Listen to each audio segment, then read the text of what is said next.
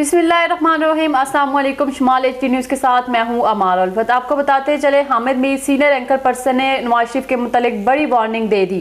उन्होंने निजी TV channel पर इंटरव्यू देते हुए इंकशाफ किया कि नवाज शरीफ को भी उसी तरह इक़्तिदार में लाया जा रहा है जिस तरह 2018 में इमरान खान लाया गया था। सिर्फ चेहरे बदले जाएंगे। हामिद मीर ने कहा कि फिर इसका एहतमाम भी वैसा ही होगा। हामिद मीर ने कहा कि जब तक इमरान खान डिक्टेशन लेते रहे उनकी हुकूमत चलती रही, और जब डिक्टेशन नहीं की तो इक़्तिदार से उठाकर बाहर फेंक दिया। अगर नवाज शरीफ को इस तरह इक़्तिदार में आना है तो फिर ना आए। नवाज शरीफ के मुकदमात ख़त्म होने का मौसम आ गया।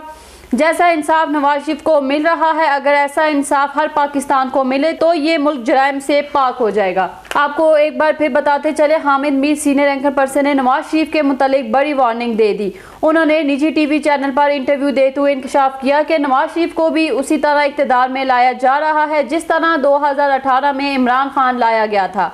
सिर्फ चेहरे बदले जाएंगे। हामिद मीर ने कहा कि फिर इसका एहतमाम भी वैसा ही होगा। हामिद मीर ने कहा कि जब तक इमरान खान डिक्टेशन लेते रहे उनकी हुकूमत चलती रही, और जब डिक्टेशन नहीं की तो इक़्तिदार से उठाकर बाहर फेंक दिया। अगर नवाज शरीफ को इस तरह इक़्तिदार में आना है तो फिर ना आए।